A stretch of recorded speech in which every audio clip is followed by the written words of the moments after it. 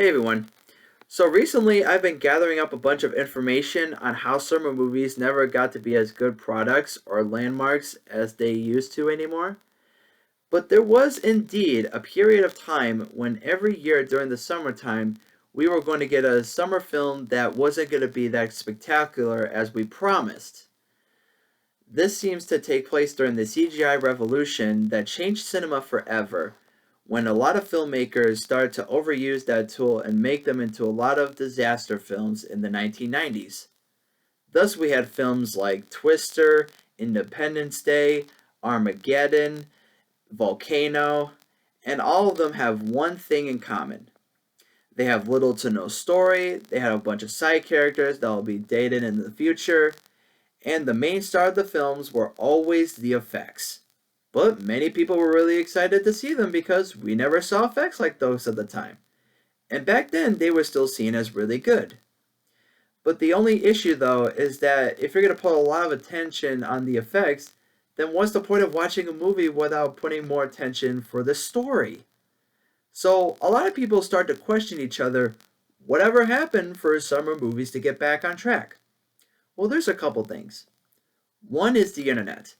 Nowadays, people can go on their computers or on their iPhones and announce publicly to the world whether they liked or disliked a film from their own perspectives. And we've done a lot more of that for getting so we can get a lot more attention on social media. Second, doing the exact opposite thing. Around that time period, a bunch of other filmmakers are seeing the negative outcomes that the summer movies in the past are getting, and they all try to plan very hard and quick to come up with something that can spark interest. And we had massive successes like The Matrix, the Lord of the Rings trilogy, The Avengers, The Sixth Sense, and The Dark Knight that made billions and billions of dollars at the box office and all have grown as great classics. The reason why this is because now we can look up to our memorable characters as they inspire us with hope, remembering that fascinating stories that were being told from different perspectives, and appreciate the hard work that they put into. So, in conclusion, it's safe to bet that having a balance between good and bad movies can be a perfect thing to have, because we can learn from our mistakes, move on to something new, and do better at it.